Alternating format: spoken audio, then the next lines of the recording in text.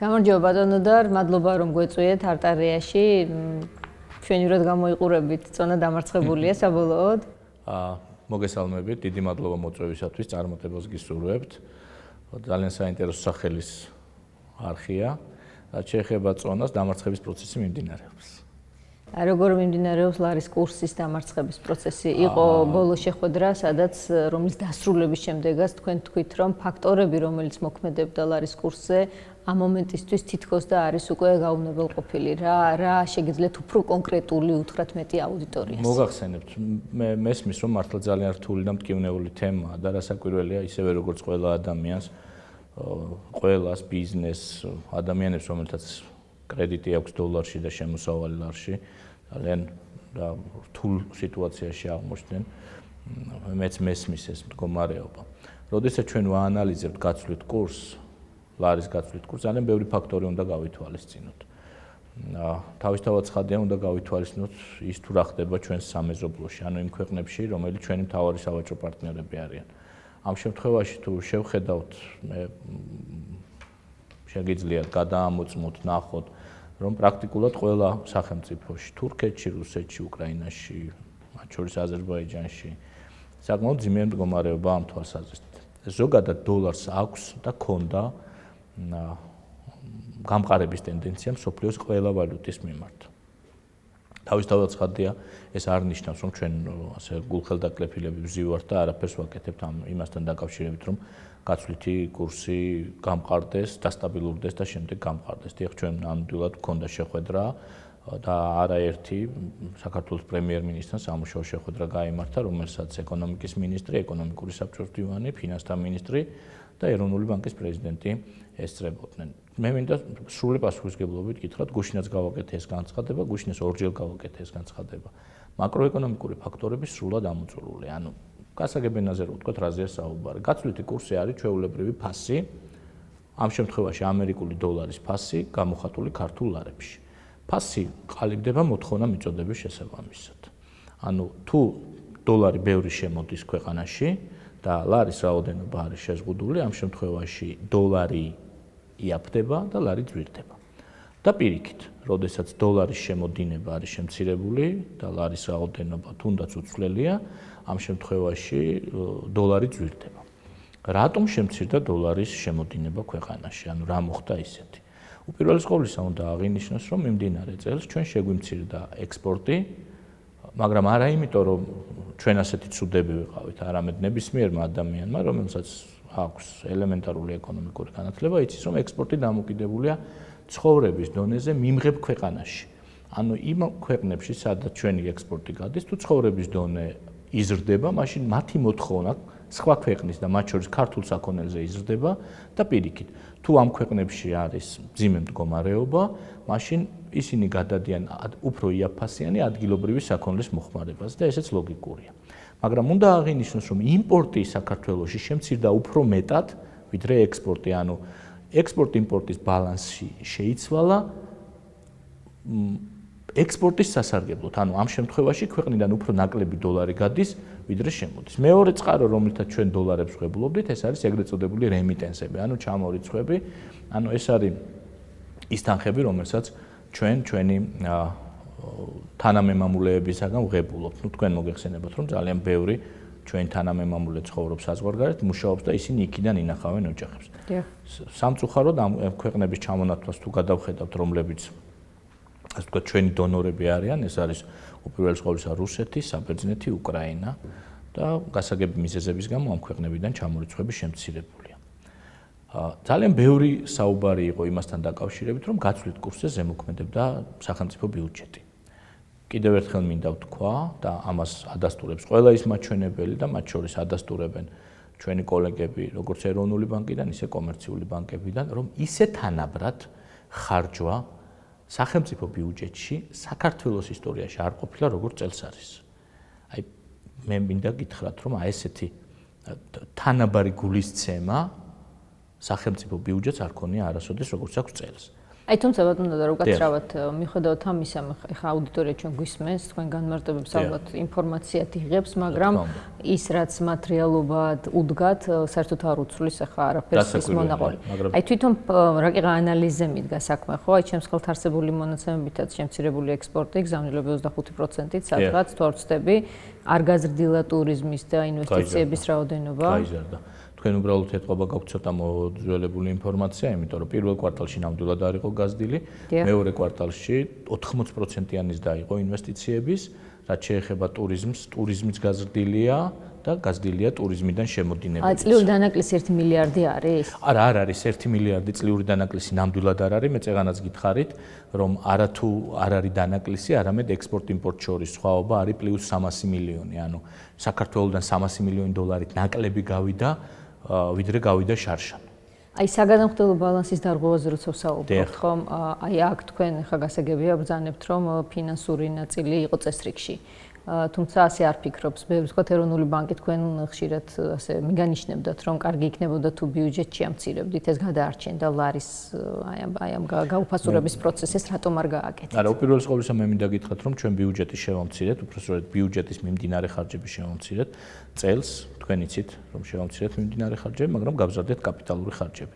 მე ერთსაც გეტყვით, საქართველოს ბიუჯეტი სრულდება გადაჭარბებით და ესეც არ არის საიდუმლო, დღის მდგომარეობით სახელმწიფო ბიუჯეტის დეპოზიტებზე 900 მილიონ ლარზე მეტია. ესეც რეკორდული მაჩვენებელია.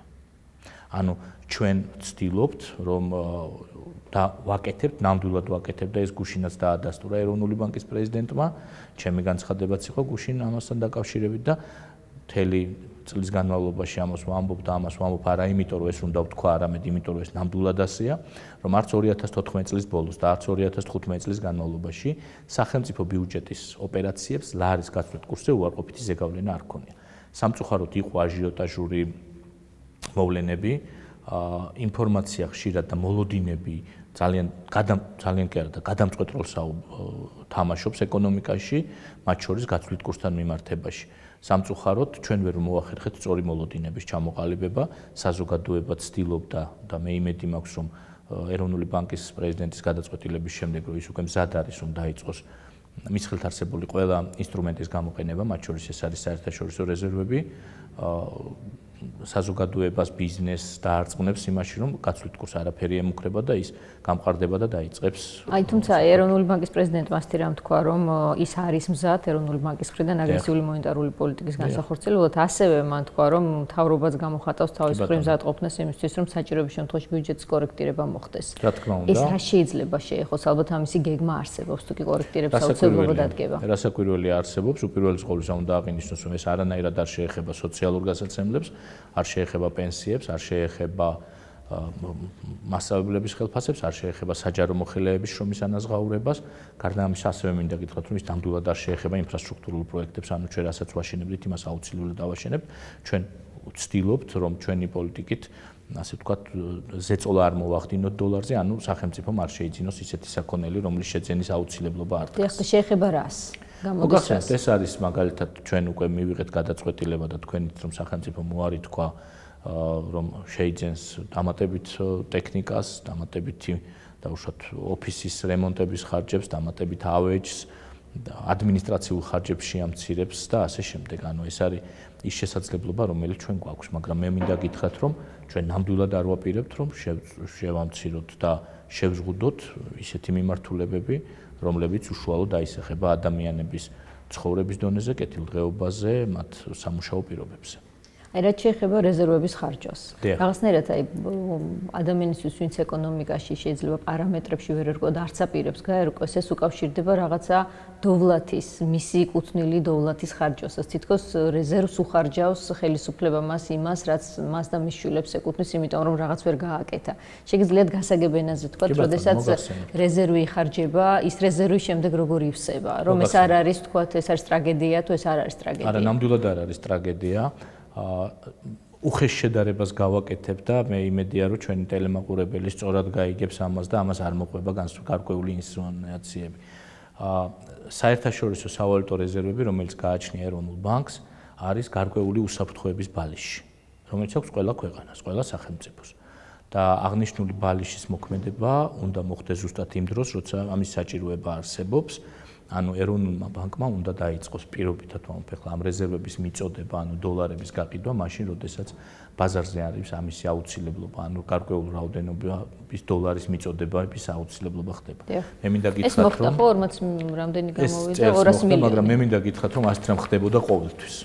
საქართველოს ისტორიაში ყოველთვის ხდებოდა, მათ შორის 2004-დან 2012 წლამდე პრაქტიკულად ყოველკვირეულად ახორციელებდა საქართველოს ეროვნული ბანკი დოლარის ინტერვენციას და ესეც არ არის ძნელად მისაწვდომი ინფორმაცია ეროვნული ბანკის ვებგვერდზე, თქვენ შეგიძლიათ შეხვიდეთ და ნახოთ, რომ ყოველკვირეულად ხდებოდა ასეთი რამ.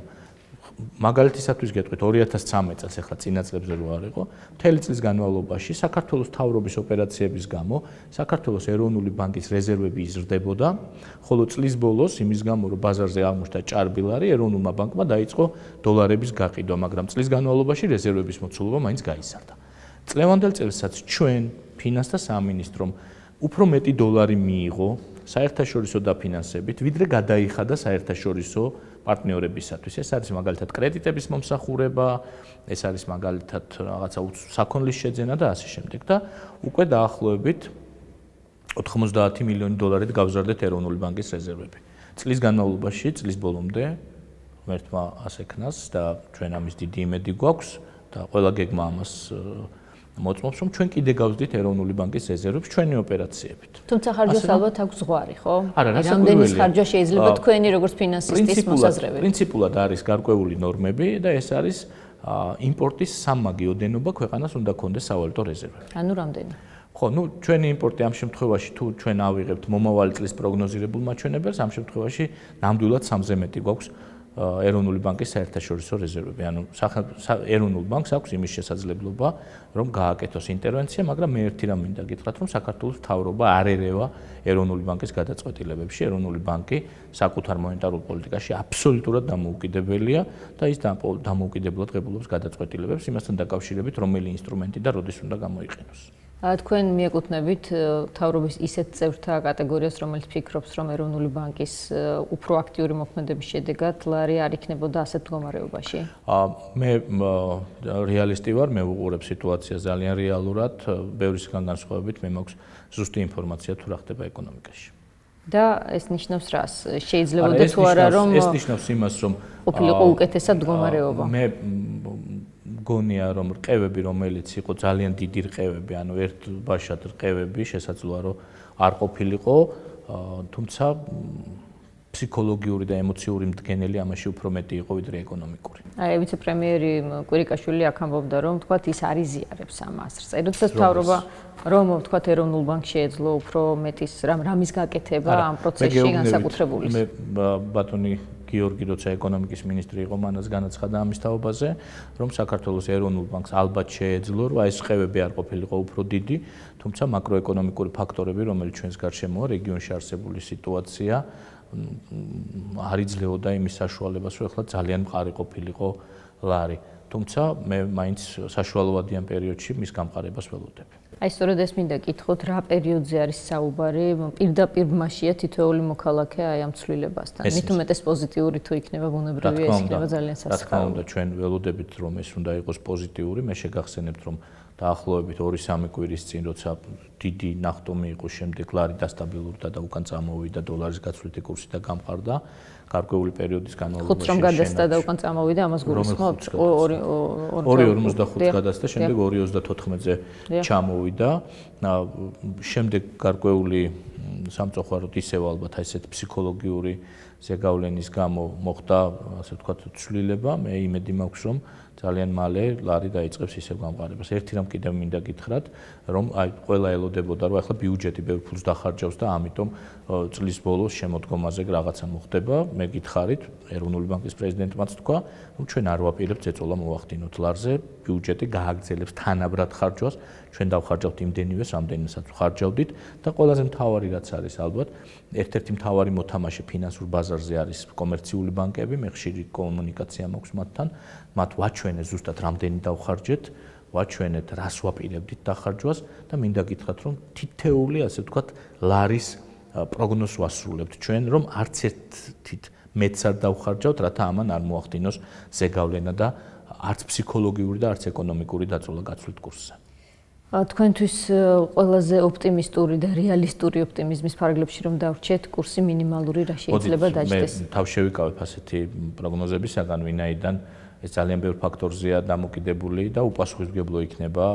გნებავთ ნებისმიერი ეკონომისტისაგან, ექსპერტისაგან, მით უმეტეს მინისტრისაგან ამაზე საუბარი. ნეგატიური ფაქტორი რა შეიძლება გახდეს საიმისოდ რომ ეს არ მოხდეს? აი რა შეიძლება ისეთი მოხდეს ქვეყნის შიგნით და გარეთ კიდევ საიმისო რომ მე ნაკლებად ველოდები ასეთ ფაქტორებს. ნაკლებად ველოდები ასეთ ფაქტორებს ქვეყნის შიგნით სიმართლე გითხრათ, ვინაიდან დაუშვათ ეკონომიკური ზრდის მაჩვენებელი, უშუალოდ იგივე საბიუჯეტო პროცესი, იგივე მონეტარული პოლიტიკა, მე ვფიქრობ არ იძლევა იმის საბაბს, რომ ჩვენ ველოდეთ შემდგომ გაუფასურებას. ასე რომ ამ თვალსაზრისით ქვეყნის შიგნით მეტად დაზღვეულები ვართ. მოკლედ ლარის პერსპექტივა პოზიტიურია ამ ეტაპზე. თქვენ შეგიძლიათ ეს უთხრათ გადაჭრით მოქალაქეებს. კი, მე შემიძლია ეს დანამდვილებით უთხრა, რომ ჩვენ ვიმყოფებით პიკზე და ლარმა საშუალოებიან პერიოდში უნდა დაიწყოს გამყარება. თქვენი როგორც ფინანსთა მინისტრის პერსპექტივა, როგორ ხედავთ? ბოლო წელია საარჩევნო კოალიციაში სახედავთ საკუთარ თავს. მე საქართველოში ვხედავ ჩემ თავს. გასაგებია, თუმცა გუნდში? გუნდშიც ვხედავ ჩემ თავს. სხვაზე მე ნამდვილად ვერაფერს ვერ გეტყვით, ვინაიდან პრემიერ-მინისტრი საპარლამენტო უმრავლესობა მიიღებს შესაბამის გადაწყვეტილებებს, მაგრამ მე ყოველ შემთხვევაში ვმუშაობ აი ამ სიტყვის სრული მნიშვნელობით დღე და ღამე. თქვენი როგორც ფინანსთა მინისტრის როლი აი ქვეყნის განვითარებაში, სხვა ფინანსთა მინისტრების რიგში როდესაც ჩადგებით და უკან გამოიხედავთ, როგორ ფიქრობთ, როგორი იქნება? ძალიან ცუდ დროს მომეწია მინისტრობა, გარკვეული მოსაზრებების გამო, ვინაიდან ძალიან ბევრი ფაქტორი, საგარეო ფაქტორი მნიშვნელოვნად შეიცვალა, ეკონომიკური ფაქტორები მნიშვნელოვნად შეიცვალა, თუნდაც ერთ მარტივ მაგალითს გეტყვით, ხო, იგივე მაგალითად ვერავინ წარმოიდგენდა, თუნდაც 3 წლის წინ რომ რუსეთ-უკრაინას შორის ესეთი სიტუაცია იქნებოდა. ვერავინ ვერ იფიქრებდა, რომ დაუშვათ ნავთობი ასე გაიაფდებოდა, რაც ინვესტიციებს შეამცირებდა იმ ქვეყნებიდან, რომლებიც ნავთობის მწარმოებლები არიან. შესაბამისად, გამოწვევები უფრო მეტია, თავისთავად ცხადია. მე ვერ შევედარები ვერც ერთ ჩემს წინამორბედს, ბევრ მათგანთან მიმუშავია, მე ზოგის მოადგილე ვიყავი, ზოგთან ისე ვმუშაობდი ფინანსთა სამინისტროში. პრაქტიკულად ყველას ვიცნობ ბატონ დავით იაკობიძის შემდეგ და ყველასთან რაღაცა შეხება მქონია ფინანსთა მინისტრებთან, ასე რომ ძალიან რთულია და არც არის საჭირო ალბათ და რაღაცა პერიოდი გაივლის და მე ვიღაცა ჩემი ყოფილი სტუდენტი, რომელიც მინისტრი გახდება, ისაუბრებს ჩემს. კოალიცია ალბათ აფასებს ხოლმე დროდადრო თავის მიღწევებს, კოალიცია როგორც ასეთი, როგორც ორგანიზმი, რომელიც უნდა გავიდეს მომავალ არჩევნებშიც და სხვადასხვა მონაცემის მიხედვით ცოტა კარგავს ამ ორჩეველს. თუ ბევრად არა, ეს ჯერჯერობით არ გაზომილა და ამის თავარი საზომი იქნება 2016 წელი ერთ წელიწადში. როგორ ფიქრობთ იმისთვის, რომ ლარის გაუფასურებამ ბევრი პრობლემა შექმნა ამ ორჩეველთან კომუნიკაციისას? თქვენ კოალიციაში ხომ არ დაგისვამენ ბევრ კითხვას და შეიძლება თუ არა რომ თქვენ გახდეთ სწორედ მოპასუხე და შესაძლოა განტევების ვაცით ამ პროცესში? მეცით რა არის? მოდით მე სხვა რაღაცას გეტყვით.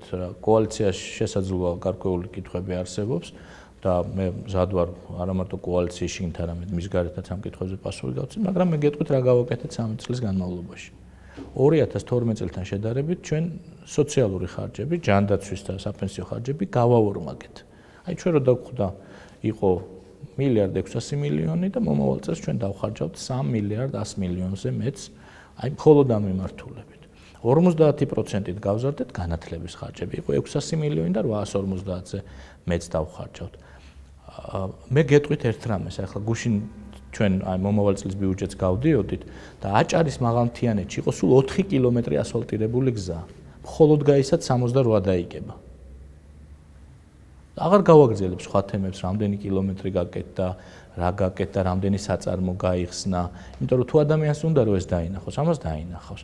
ის რომ ინვესტიციების შემოდის მიუხედავად ამ სიტუაციისა და გეტყვით რომ გასულ წელს 2007 წლის შემდეგ ყველაზე მეტი ინვესტიცია შემოვიდა უცხოური საქართველოში და 2007 წელს იმიტომ კი არ შემოვიდა ყველაზე მეტი ინვესტიცია, რომ ყველაზე მაგარი ქვეყანა იყო საქართველო.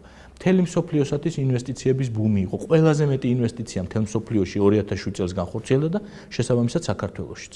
და აი 2014 წელს განხორციელდა საქართველოში ყველაზე მეტი პირდაპირი უცხოური ინვესტიცია. თუმცა ამან არ უშველა ეროვნულ ვალუტას. თქვენ რომ ამბობთ, რომ გააორმაგეთ ეს დაფინანსებები, უნებრივია გაუფასურდა და პენსიონერი იმ თანხით, რასაც იღებდა, ახლა იმდენივეს ვეღარ ყიდულობს, რასაც ყიდულობდა. მე მინდა გითხრათ, რომ ჩვენ 50 ლარით გავზარდეთ პენსია ამ პერიოდის განმავლობაში. 110 ლარიდან გავზარდეთ 50 ლარით. პენსიონერებს მერწმუნე ძალიან კარგად მესმის და ვიცი, მაგრამ ერთსაც გეტყვით, რომ ამ პერიოდის განმავლობაში ფასების ზრდა და არა გაცვლითი კურსი. ფასების ზრდა ამდენი ნამდვილად არ ყოფილა. დამერწმუნებით ალბათ, რომ პენსიონერი ფრიად სამწუხაროდ ჩემთვის და მათთვის და ქვეყნისთვის და დოლარს არ ყიდულობს და დოლარისთვის ის 160 ლარი არ აქვს გადადებული აქვს სურსათისთვის პირველადი მოთხოვნილების საგნებისთვის და მათი ფასი არ არის დიდად გაზრდილი. წელს ინფლაცია იყო სულ 3%. წლევანდელ წელს.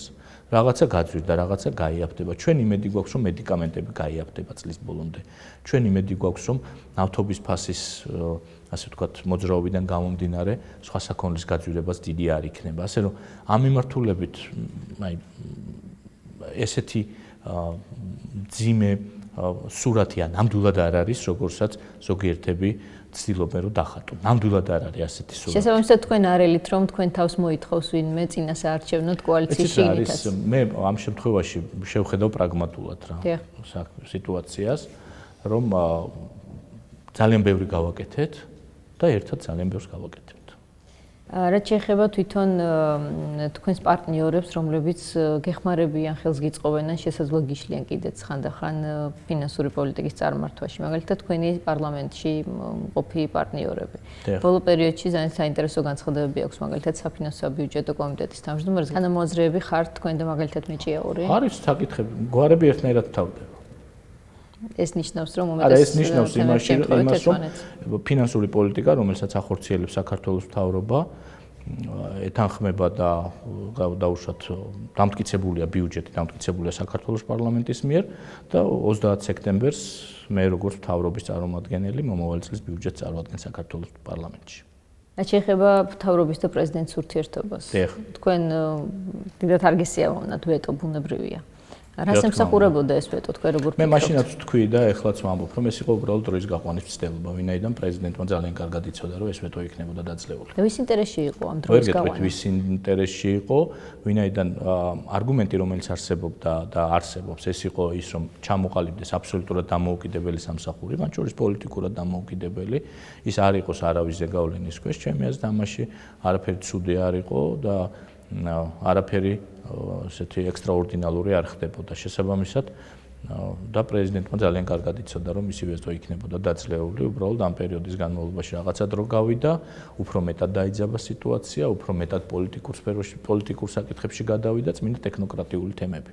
თქვენ ერთ პოლიტიკურ გუნდად განიხილავთ თავს, მთავრობა და პრეზიდენტი. მე მინდა გითხრათ, რომ ჩვენ საქართველოს ხელისუფლების სხვადასხვა შტო ამ შემთხვევაში მოქმედებთ წმინდად კონსტიტუციურად, თქვენ იცით, რომ პრეზიდენტის ფუნქციები, მას შემდეგ რაც ბატონი გიორგი გახდა პრეზიდენტი და მან მისი ინაუგურაცია მოხდა, შეიცვალა რადიკალურად და პრეზიდენტის ფუნქციების ძალიან დიდი ნაწილი, აბსოლუტური ნაწილი გადავიდა საქართველოს მთავრობაზე. შესაბამისად, ჩვენი ურთიერთობა არის აბსოლუტურად კონსტიტუციური.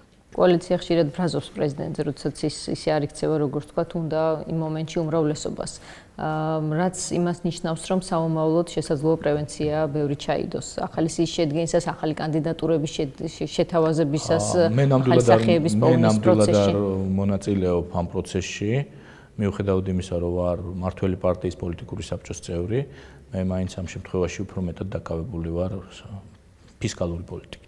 ეს ბუნებრივიც არის, თუმცა ბუნებრივია თვალს ადევნებთ, ხო რა ხდება? კოალიციაში ბუნებრივია. როგორ ფიქრობთ, რა ტიპის განახლება გჭირდებათ იმისთვის, რომ აუდიტორიამ დაგიჯეროთ თუნდაც იგივე პირობების გაცემისას დაპირებების რასი შესრულებაც ვერ შეძლებთ, სავარაუდოდ ვერ შეძლებთ 2016-მდე? ძალიან ბევრი დაპირება შევასრულეთ. ძალიან ბევრი მიმართულებით და თუმცა საზოგადოების მოლოდინი, რა თქმა უნდა, უფრო მეტია და ჩვენ ყველაფერი უნდა გავაკეთოთ იმისათვის, რათა მომავალი არჩევნებისათვის სერიოზული პროგრესი ვაჩვენოთ და ამავე დროს ძალიან რეალისტური გეგმები იყოს და გუნდიც იყოს შესაბამისი და ადეკვატური. ივანიშვილი უნდა დაბრუნდეს თქვენი აზრით? ეს ბატონი ბიძინას გადასაწყვეტია. თქვენი პოზიცია როგორია? ეს კარგი იქნებოდა და სტაბილურებდა გარემოს თუ პირიქით უკან დახევდა? ამას გადაწყვეტს ბატონი ბიძინა ივანიშვილი, ის დაბრუნდება თუ არა პოლიტიკაში. მე ვფიქრობ, რომ ბატონი ბიძინა საკმაოდ აქტიურ საზოგადოებრივ საქმიანობას ეწევა საქართველოში. და ფინალში მაინც მინდა კითხოთ, როგორ ფიქრობთ, აი ამ გავლილი პერიოდის განმავლობაში, ახლა ჩვენ მეოთხე წელიწადში შევდივართ, რაც წესით ბევრი გახსენებთ, მისივე სიტყვებით, ბატონი ივანიშვილის სიტყვებით, საუკეთესო უნდა ყოფილიყო ხო ამ 4 წელიწადს შორის. აი ამ მეოთხე წლის ბოლოს თქვენ რა შედეგს დადებთ არჩევნებზე? საკონსტიტუციო უმრავლესობას მოიპოვებს თუ არა კოალიცია ქართული ოცნება პარლამენტში? მე მინდა გითხრათ ისევე როგორც აქამდე ძალიან გულწრფელი ვიყავით და ახლა ძალიან გულწრფელად გეტყვით, რომ იმისათვის, რათა ეკონომიკური რეფორმები გავაგრძელოთ, ძალიან საინტერესო რეფორმები და ჩანაფიქრი, რომელიც გვაქვს, ჩემი სურვილი, რა თქმა უნდა, იქნებოდა საკონსტიტუციო უმრავლესობა. სურვილი შეიძლება თქო იქცეს რეალობა თქვენ აი რა გაძლევთ ამის საფუძველს? ის რომ ჩვენ ძალიან გულწრფელად ვმუშაობთ, ის რომ ჩვენ ფასადებით არ დაგვიწყია მუშაობა, დავიწყეთ საძირკვლით. ამ საძირკველზე კედლები ამოშენებულია და ეხლა სახურავიც უნდა გადავხუროთ. დიდი მადლობა. წარმატებებს გისურვებთ. დიდი მადლობა.